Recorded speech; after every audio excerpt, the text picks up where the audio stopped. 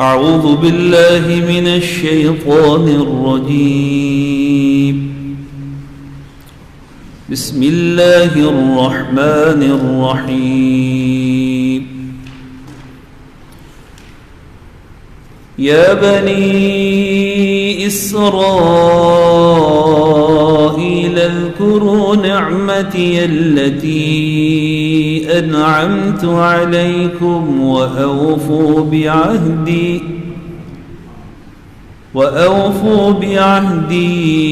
أوف بعهدكم وإياي فارهبون.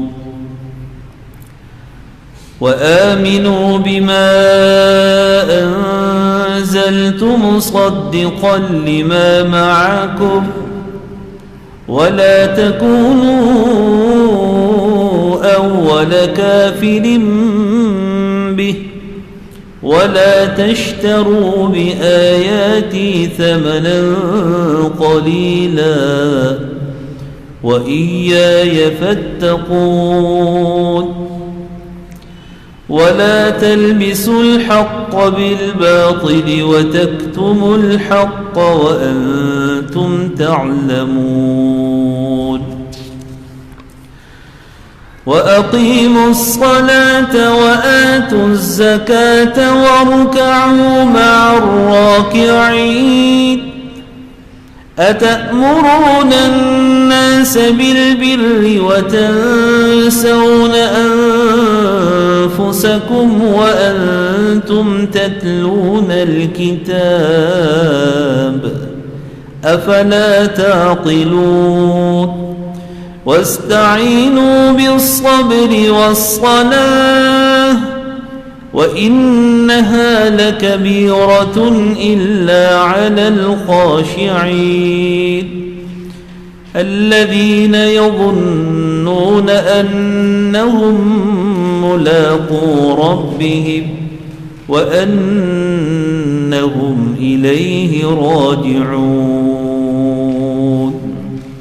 صدق الله العظيم. یا بنی اسرائیل، اے یعقوب علیہ السلام کی اولاد، بنی اولاد. اسرائیل یہ سیدنا یعقوب علیہ السلام کا لقب تھا. اس کا معنی ہے اللہ کا بندہ.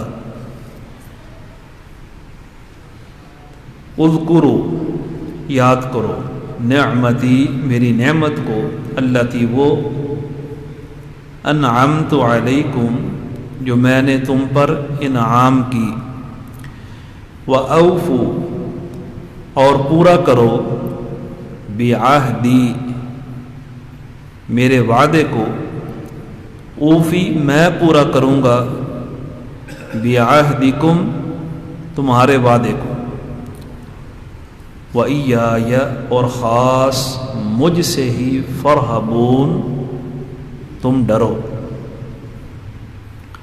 وَآمِنُوا، اور ایمان لے آؤ، بِمَا أَنزَلْتُ، بِمَا ساتھ اس کے، أَنزَلْتُ جو میں نے اتارا، مُصَدِّقًا تصدیق کرنے والا ہے، لِمَا اس کی جو معکم تمہارے پاس ہے، وَلَا تَكُونُوا، اور نہ تم بنو، نہ تم ہو جاؤ، اولا، پہلے، کافرین، کفر کرنے والے بھی اس کے ساتھ، وَلَا تَشْتَرُوا، اور نہ تم بیچو، بِآیاتی،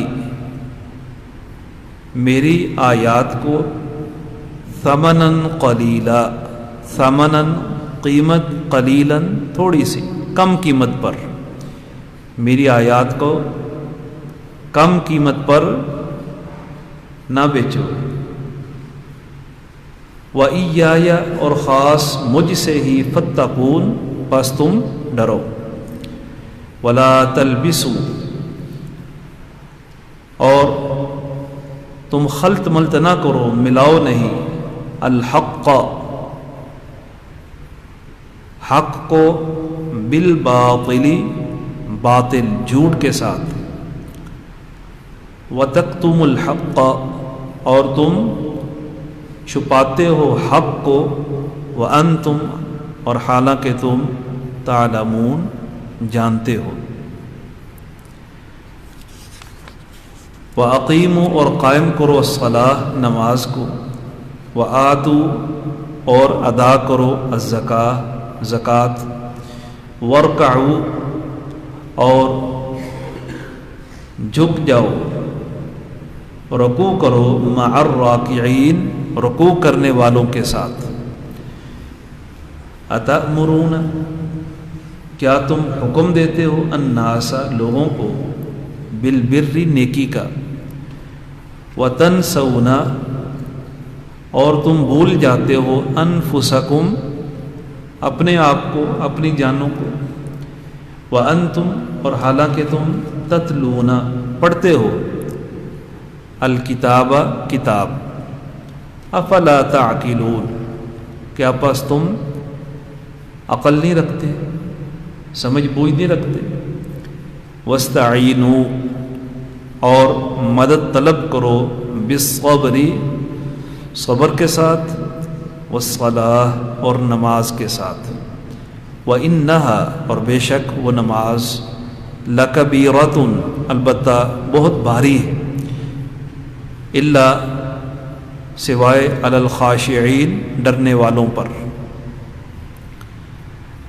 الذین وہ لوگ ڈرنے والے، یظنون جو گمان رکھتے ہیں، یہ گمان یقین کے معنی میں مراد یقین ہے کہ وہ لوگ یقین رکھتے ہیں، آگے انہم ہے بے شک وہ، انا نے یظنون کا معنی یقین میں بدل دیا کہ وہ یقین رکھتے ہیں بے شک وہ ملاقات کرنے والے، ملنے والے ربہم اپنے پروردگار سے، وانہم اور بے شک وہ الیہ اسی کی طرف راجعون لوٹنے والے ہیں۔ یا بنی اسرائیل، اللہ رب العزت نے پیچھے خطاب فرمایا تھا تمام انسانیت کو کہ اپنے حقیقی رب کی تم عبادت کرو۔ یہاں اللہ تعالیٰ ایک خاص قوم کو حکم ارشاد فرما رہے ہیں، اور وہ ہے بنی اسرائیل، یعقوب علیہ السلام کی اولاد۔ اسرائیل ان کا لقب تھا، اور آپ جانتے ہیں یعقوب علیہ السلام انہوں نے اپنی اولاد کے ساتھ یوسف علیہ السلام کی دعوت پر اپنے علاقہ فلسطین کنعان سے سفر کر کے اس کو چھوڑ کر مصر آ گئے تھے، اور یعقوب علیہ السلام ان کی ساری اولاد یوسف علیہ السلام یہاں اقتدار میں آ چکے تھے۔ تو اس وقت جب یعقوب علیہ السلام اپنی آل اولاد کے ساتھ سفر کر کے مصر پہنچتے ہیں، ان کی تعداد تقریباً 70 تھی، ان کے بیٹے آگے ان کی اولاد 70 کے قریب سارے تھے۔ اور یوسف علیہ السلام یہ بنی اسرائیل کے باقاعدہ پہلے پیغمبر ہیں، اولاد یعقوب علیہ السلام کی۔ یعقوب علیہ السلام اسحاق علیہ السلام کے بیٹے تھے، اسحاق علیہ السلام ابراہیم علیہ السلام کے بیٹے تھے۔ اس لیے اللہ کے رسول صلی اللہ علیہ وسلم نے یوسف علیہ السلام کے بارے میں کیا فرمایا؟ کریم ابن کریم ابن کریم ابن کریم، باپ بھی کریم، دادا کریم، پردادا کریم، یعقوب، اسحاق اور ابراہیم۔ تو بنی اسرائیل یہاں آ کر آباد ہو گئے، اور وہ موسیٰ علیہ السلام کے دور تک، اس وقت کا جو فرعون تھا اس وقت تک یہاں رہے، لیکن بعد میں حکومتیں تبدیل ہو گئی اور قبطی خاندان مصر کے اوپر قابض ہو گیا، اور اس نے آ کر بنی اسرائیل جتنے بھی یہاں تھے ان کے اوپر عروج کبھی تھا، زوال میں بدل گیا، انہوں نے اپنی غلامی میں لے لیا۔ تو اس بنی اسرائیل قوم کے اوپر اللہ تعالیٰ نے بڑے احسانات کیے، آگے ان کی تفصیل آئے گی۔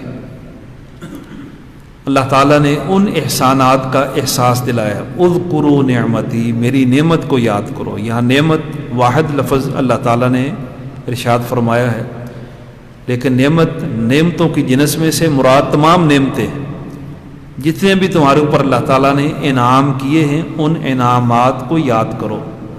تمہاری حالت کیا تھی، اللہ نے تمہیں کس حالت میں بدل دیا۔ وَأَوْفُوا بِعَهْدِي، میرے وعدے کو پورا کرو۔ اللہ کا وعدہ کیا ہے؟ اللہ تعالیٰ نے کیا عہد لیا بنی اسرائیل سے؟ وہ یہ کہ تم نے صرف میری عبادت کرنی ہے۔ وَإِذْ أَخَذْنَا مِيثَاقَ بَنِي إِسْرَائِيلَ أَلَّا تَعْبُدُوا إِلَّا اللَّهَ، یہ بنی اسرائیل سے اللہ تعالیٰ نے میثاق، پختہ عہد لیا تھا کہ تم نے صرف ایک اللہ کی عبادت کرنی ہے۔ اللہ فرماتے میرے اس وعدے کو پورا کرو، تم اس کو پورا کرو گے، اوفی بعہدکم، میں تمہارے وعدے کو پورا کروں گا۔ تو پھر اللہ تعالیٰ کا وعدہ کیا ہے؟ وہ یہ جو میری عبادت کرے گا، میرے ساتھ کسی کو شریک نہیں ٹھہرائے گا، میں اور اس کو دنیا اور آخرت میں عزت سے نوازوں گا۔ دنیا بھی اس کی کامیاب اور آخرت میں وہ جہنم کی آگ سے آزاد ہو کر جنت میں چلا جائے گا۔ یہ اللہ کا وعدہ ہے۔ اور اس کے علاوہ دنیا کی نعمتیں، آخرت کی نعمتیں، فرمایا وَإِيَّايَ فَارْهَبُونَ، تم یہ وعدہ کیسے پورا کر سکتے ہو جب تم خاص مجھ سے ہی ڈرو گے، میرا ڈر اپنے دل میں بٹھاؤ گے۔ ارہاب، اس کا معنی جسمانی طور پر بھی ڈرنے کا کیا جاتا ہے۔ آگے فرمایا وَإِيَّايَ فَاتَّقُونَ، مجھ سے ڈرو۔ تقویٰ یہ دلی طور پر، دل کے اندر جو خوف ہے، وہ خوف انسان کو اصل میں خشیت اس کے اندر پیدا کر کے اللہ تعالیٰ سے ڈرنے پر مجبور کرتا ہے۔ جب تقویٰ آتا ہے دل کے اندر تو پھر انسان حقیقی معنوں میں اللہ رب العزت کا فرما بردار بنتا ہے۔ تو فرمایا تم نے مجھ سے ہی ڈرنا ہے۔ اور اسی طرح فرمایا مزید ان کو حکم وَآمِنُوا بِمَا أَنزَلْتُ، جو میں نے نازل کیا ہے یہ قرآن کریم محمد رسول اللہ صلی اللہ علیہ وسلم پر، اس قرآن کے ساتھ ایمان لے آؤ۔ یہ قرآن اللہ تعالیٰ کی وہ کتاب ہے مصدقا لما معکم، جو تمہارے پاس ہے تورات انجیل کی صورت میں، یہ قرآن اس کی تصدیق کرتا ہے۔ قرآن کہتا ہے مجھ سے پہلے بھی کتابیں نازل ہوئی ہیں، وہ کتابیں برحق تھیں۔ یہ بھی اسی طرح جیسے تورات انجیل زبور آسمان سے بذریعہ وحی اللہ رب العزت نے نازل فرمائی، اسی طرح یہ کتاب بھی اسی طریقے سے محمد رسول اللہ صلی اللہ علیہ وسلم کے اوپر نازل ہوئی ہے، اس لیے اس پر ایمان لے آؤ۔ بنی اسرائیل کو یہ خاص حکم ہو رہا ہے وَلَا تَكُونُوا أَوَّلَ كَافِرٍ بِهِ، تم اس قرآن کا پہلے انکار کرنے والے نہ بنو۔ بنی اسرائیل چونکہ اہل علم تھے، ان کے اندر بڑے بڑے علماء تھے، ان کا تعلق آسمانی کتابوں کے ساتھ تھا، اللہ تعالیٰ کے پیغمبروں کو ماننے والے تھے، اور پیغمبر بھی ان کی جانب اللہ رب العزت نے بے شمار پیغمبر بھیجے۔ یعقوب علیہ السلام کے بعد پہلے پیغمبر سیدنا یوسف علیہ السلام، اس کے بعد پھر یہ سلسلہ آگے چلتا رہا، نسل در نسل۔ ابراہیم علیہ السلام کے ساتھ جو اللہ تعالیٰ نے وعدہ کیا وہ پورا کیا۔ اللہ تعالیٰ نے فرمایا تھا انی جاعلک للناس اماما، ابراہیم علیہ السلام میں نے تجھے تمام انسانوں کا امام بنا دیا ہے۔ انہوں نے پوچھا اللہ یہ امامت کا سلسلہ یہ میرے تک رہے گا؟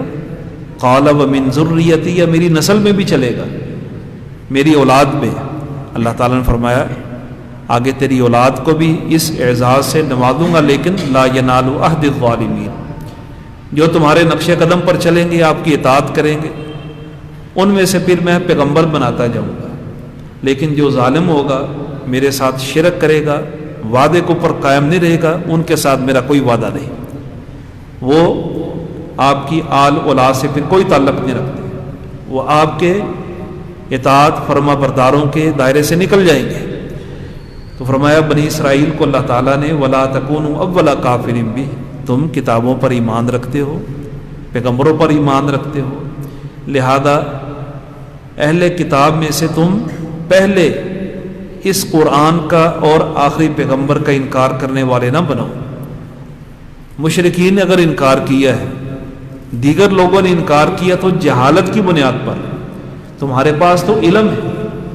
ان لوگوں نے تو اللہ کے رسول صلی اللہ علیہ وسلم کو ایسے پہچانا، اللہ تعالیٰ فرماتے ہیں کما یعرفون ابناءہم، جیسے وہ اپنی حقیقی اولاد بیٹے کو پہچانتے، ایسے ہی انہوں نے اللہ کے رسول صلی اللہ علیہ وسلم کو پہچان لیا۔ ان کو یقین ہو گیا واقعی یہ کتاب منزل من اللہ، اللہ کی طرف سے نازل شدہ ہے۔ اور مزید اللہ تعالیٰ نے ان کو فرمایا وَلَا تَشْتَرُوا بِآيَاتِي ثَمَنًا قَلِيلًا، میری آیتوں کو جو تورات و انجیل کے اندر احکامات کی صورت میں نے تم پر اتاری ہیں، ان کو کم قیمت پر فروخت نہ کرو۔ اس کے دو معنی ہیں۔ ایک معنی تو یہ کہ بنی اسرائیل، ان کے علماء اتنے لالچی، حرص اور طمع رکھنے والے بن گئے تھے کہ یہ تھوڑے تھوڑے پیسے لے کر لوگوں کے حق میں ان کی منشا چاہت کے مطابق فتوے دے دیتے تھے، جیسے کوئی چاہتا اس کے مطابق اس کو فتویٰ دے دیا۔ اور ان کی اس روش کو اللہ کے رسول صلی اللہ علیہ وسلم نے بھی بیان فرمایا کہ یہ لوگ جب کوئی امیر کبیر مالدار دولت مند آدمی کسی جرم کا مرتکب ہوتا تو اس کے حق میں نرم فیصلہ کر دیتے، رشوت لیتے، پیسے لیتے، دین کو فروخت کرتے، اور جب کوئی غریب کمزور آدمی وہ پھنس جاتا تو اس کے اوپر سخت قسم کی سزا لاگو کر دیتے۔ لوگوں کی چاہت کے مطابق فتویٰ بازی، دین کو فروخت کرتے۔ ایک تو معنی یہ ہے، تھوڑے پیسے مل جائیں تب بھی اس کے حق میں فتویٰ دے دیا۔ یہ بنی اسرائیل کے علماء سو کا کردار، اور یہ کردار آج تک چلا رہا ہے۔ کتنے ہی ایسے علماء ہیں جو لوگوں کی چاہت کے مطابق کتاب و سنت سے ہٹ کر فتویٰ سازی کا وہ کام کرتے ہیں، اور ان کے حق میں فتویٰ دے کر لالچ، حرص اور طمع رکھتے ہوئے صرف اپنی جیب گرم کرتے ہیں اور لوگوں کے ایمان کے ساتھ کھیلتے ہیں، اپنا ایمان بھی خراب کرتے ہیں۔ ایک تو معنی یہ تھوڑی قیمت کے اوپر وہ آیات کو بیچ دیتے، دوسرا معنی یہ ہے کہ وہ جتنی بھی دولت حاصل کر لیں کسی فتوے کے عوض، جتنی بھی اللہ کی آیت کو بیچ کر وہ دولت ساری دنیا بھی پالیں، یہ دنیا آخرت کے مقابلے میں تھوڑی ہے۔ قل متاع الدنیا قلیل، کہ یہ دنیا تھوڑی ہے، آخرت کے مقابلے میں یہ دنیا بہت ہی قلیل ہے۔ جتنی مرضی وہ دنیا حاصل کر لے، انسان ساری دنیا کا مالک بن جائے، مر گیا تو خالی ہاتھ دنیا یہاں رہ جانی، اس کے ہاتھ کیا ہے؟ دنیا بہت تھوڑی ہے، جتنی اس کی زندگی اتنا اس نے فائدہ اٹھانا ہے۔ تو یہ دوسرا معنی ہے، جتنی بھی دولت حاصل کر لیں آخرت کے مقابلے میں وہ تھوڑی، یا وہ تھوڑی سی دولت لے کر پیسے لے کر ان کے حق میں فتوے دے دیتے، اللہ کی آیتوں کو بیچتے۔ اور میں وہی آیا فتقون، ان چیزوں سے بچنے کا ایک طریقہ ہے میرا خوف دل میں رکھو، اور جس کے دل کے اندر اللہ کا خوف آ جاتا ہے وہ پھر انصاف کرتا ہے، اللہ کی آیتوں کو بیچتا نہیں، انصاف کو فروخت نہیں کرتا۔ اس لیے اللہ تعالیٰ نے قرآن کریم کے اندر کیا فرمایا؟ اعدلوا هو اقرب للتقوی، عدل کرو، انصاف کرو، یہ تقوی کے قریب ترین چیز ہے۔ اس کا مطلب یہ وہ جس کے دل میں اللہ کا خوف اور ڈر نہیں وہ انصاف نہیں کرتا۔ آج ہمارا عدالتی نظام کیسا ہے آپ مجھ سے بہتر جانتے کہ انصاف بکتا ہے، لکھے ہوئے فیصلے وہ تبدیل ہو جاتے ہیں، گواہیاں، واضح شہادتیں رد کر دی جاتی ہیں، دولت، سفارش، طاقت یہ کام دکھا جاتی ہے۔ اور یہ کب ہوتا ہے؟ جب تقوی ختم ہو جاتا ہے۔ اس لیے فرمایا وَإِيَّايَ فَاتَّقُونِ۔ مزید فرمایا ان چیزوں کا اللہ رب العزت نے بنی اسرائیل کو احساس دلایا کہ تم یعقوب علیہ السلام کی اولاد ہو، اہل کتاب ہو، اللہ نے تمہیں عزت سے نوازا ہے، لہذا بنی اسرائیل قوم کا آغاز کر کے اللہ رب العزت نے ان کو یہ بھی احساس دلایا اگر تم اپنی سابقہ، آگے اللہ تعالیٰ فرما رہے ہیں انی فضلتکم، کہ میں نے تمہیں بڑی فضیلت دی ہے، اس فضیلت کو، اس مقام کو برقرار رکھنے کا بھی ایک ہی طریقہ ہے، اس کتاب پر ایمان لے آؤ۔ اور اللہ کے رسول صلی اللہ علیہ وسلم کا فرمان ہے اللہ تعالیٰ اس آدمی کو دوہرا اجر دے گا جو آدمی اپنے مالک کی بھی خدمت کرتا ہے اور اللہ تعالیٰ کا بھی حق ادا کرتا ہے۔ اسی طرح فرمایا وہ اہل کتاب میں سے عیسائی ہے یا یہودی ہے، پہلے اپنے دین پر تھا، اسلام کے آنے کے بعد وہ دین چھوڑ کر پھر مسلمان ہو جاتا ہے، اللہ تعالیٰ اس کو دوہرا اجر دیں گے۔ وہ سابقہ دین کو اپنانے کا بھی اور اس دین کو بھی تسلیم کرنے کا، اس کے لیے دوہرا اجر ہے۔ وہ عورت جو اپنے خاوند کی فرما برداری کرتی ہے، اللہ تعالیٰ کی بھی اطاعت کرتی ہے، اس کے لیے بھی دوہرا اجر ہے۔ تو فرمایا وَلَا تَلْبِسُوا الْحَقَّ بِالْبَاطِلِ، مزید فرمایا حق کو جھوٹ کے ساتھ خلط ملط نہ کرو۔ بنی اسرائیل کے علماء کا یہ خاص وتیرہ تھا، وہ حق کو باطل کے ساتھ ملا دیتے، بڑے ہیلے بہانے کر کے اور ہیلا سازی کر کے حق کو باطل سے گڑمڑ کر دیتے، لوگوں کو پتہ نہیں چلتا۔ اپنی عوام کے ساتھ جو سادہ مزاج کے لوگ ہوتے، دین کو سمجھتے نہیں، ان کو پھر وہ اپنی مرضی کا دین سمجھاتے، ان کو پتہ ہی نہیں چلتا حق کیا ہے، جھوٹ کیا ہے، سچ کیا ہے، باطل کیا ہے۔ وَتَكْتُمُ الْحَقَّ، حق کو چھپا لیتے، وَأَنْتُمْ تَعْلَمُونَ، حالانکہ تم جانتے۔ اللہ کے رسول صلی اللہ علیہ وسلم کے زمانہ مبارک میں بنی اسرائیل کا ایک معاملہ پیش آیا، ان کے ایک آدمی کے اوپر بدکاری کا جرم ثابت ہو گیا، وہ حد لگتی تھی۔ حد کیا ہے اسلام کے اندر؟ شادی شدہ اگر بدکاری کرتا ہے تو اس کو رجم کیا جائے گا، سنسار کیا جائے گا۔ اس کے خلاف یہ فیصلہ ہوا، فرمایا تمہاری کتاب کے اندر بھی یہی بات ہے؟ وہ کہتے ہیں ہماری کتاب کے اندر یہ قانون نہیں ہے، یہ سزا حد نہیں ہے۔ فرمایا اللہ کے رسول صلی اللہ علیہ وسلم نے لاؤ اپنی کتاب، وہ اپنی کتاب لے آئے اور اللہ کے رسول صلی اللہ علیہ وسلم کے سامنے لا کر ان کا ایک عالم پڑھنے لگا وہ عبارت۔ آپ صلی اللہ علیہ وسلم چونکہ بالکل پڑھے لکھے نہیں تھے، آپ نہ دیکھ کر پڑھ سکتے تھے نہ لکھ سکتے تھے، نبی الامی، آپ کا یہ خاصہ ہے، ساری دنیا کو، کائنات کو پڑھانے والے، معلم انسانیت، آپ کا استاد اللہ رب العزت ہے۔ جبریل علیہ السلام آپ کے اوپر وحی لے کر نازل ہوئے، آپ کو لکھنا پڑھنا نہیں آتا، لیکن آپ نے انسانیت کو شعور دے دیا، لکھنا پڑھنا سکھا دیا۔ تو اللہ کے رسول صلی اللہ علیہ وسلم کے سامنے وہ عبارت پڑھنے لگا، آگے سے پڑھے پیچھے سے پڑھے، درمیان میں اس نے ہاتھ رکھا ہوا ہے، دھوکہ دے رہا تھا، کہتا دیکھو ہماری کتاب کے اندر تو یہ چیز ہے ہی نہیں۔ عبداللہ بن سلام رضی اللہ تعالیٰ مسلمان ہو گئے تھے، یہودی عالم تھے، بڑے گھرانے سے تعلق تھا، کہنے لگے اللہ کے رسول صلی اللہ علیہ وسلم یہ دھوکہ دے رہا ہے، اسے کو ہاتھ اٹھائے۔ ہاتھ اٹھایا تو پھر بتایا کہ اس کے اندر بھی وہی سزا ہے جو اسلام کے اندر سزا ہے۔ اس طرح یہ حق کو چھپاتے تھے۔ کئی ایک واقعات ایسے ہیں تو اللہ تعالیٰ نے فرمایا حق کو نہ چھپاؤ، تم جانتے بھی ہو حقیقت کیا ہے، کتاب کے متعلق قرآن کو جانتے ہوئے ایمان نہیں لاتے۔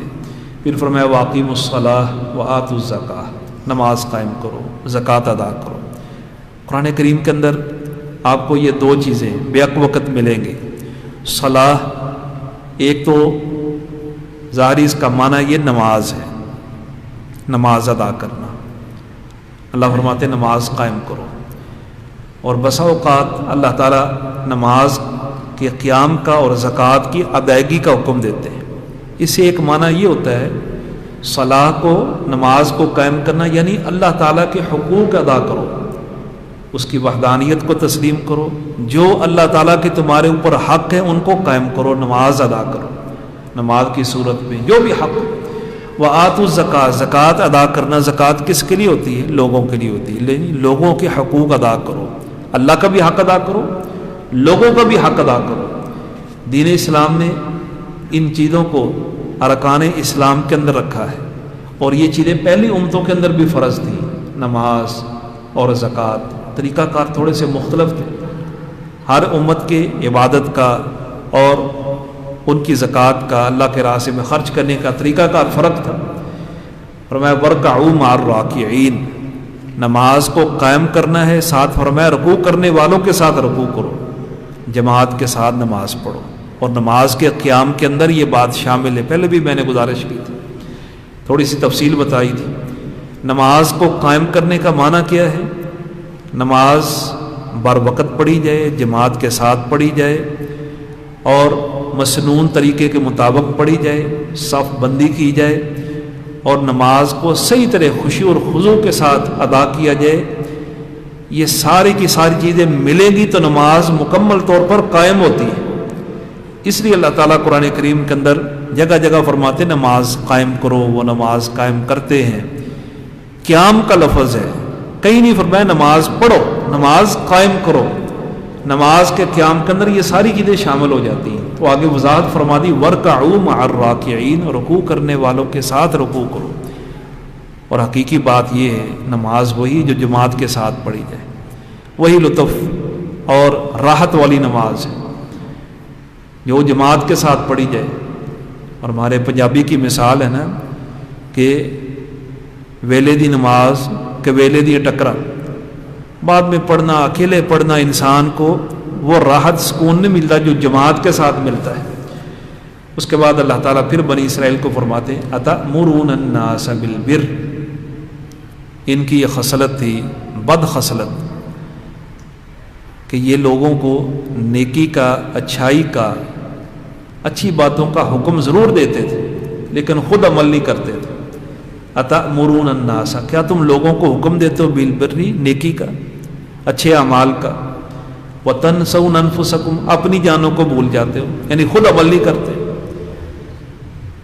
اور یہ چیز جس معاشرے کے اندر آ جائے کہ لوگوں کو اچھی بات کا حکم دیا جائے، خود عمل نہ کیا جائے، وہ معاشرہ کبھی بھی اصلاح کرنے والا نہیں ہوتا۔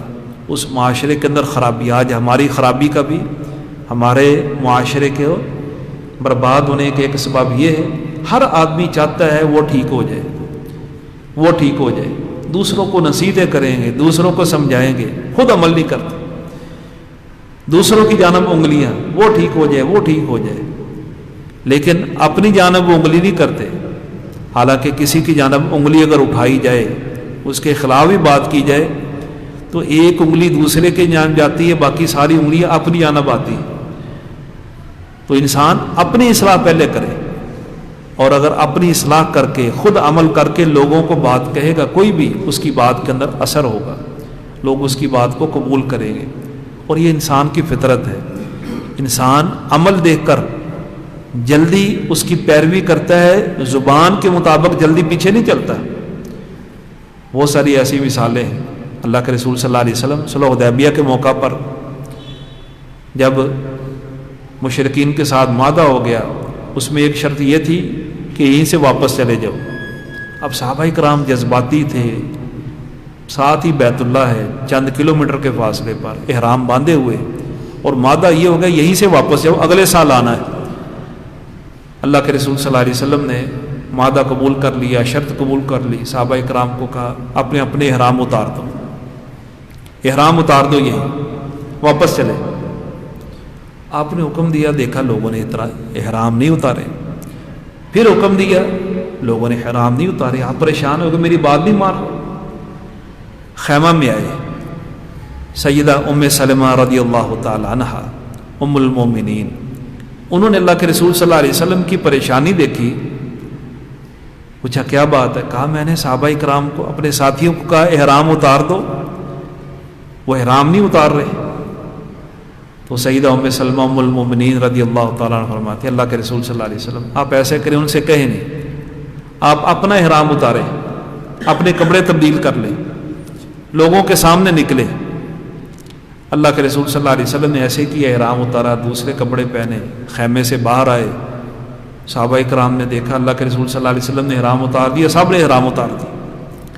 حالانکہ اللہ کے رسول صلی اللہ علیہ وسلم کے بڑے فرما بردار تھے، آپ کے اشارے کے اوپر اپنی جانیں نچھاور کرنے والے، لیکن عمرہ کی ادائیگی جذبات تھے اور اللہ کے رسول صلی اللہ علیہ وسلم کے احرام بندھا ہوا دیکھا تو وہ سمجھے شاید کوئی واپسی کی گنجائش نکل ہے اور احرام باندھے رکھیں، شاید کو عمرے کرنے کی کوئی شکل نکل آئے۔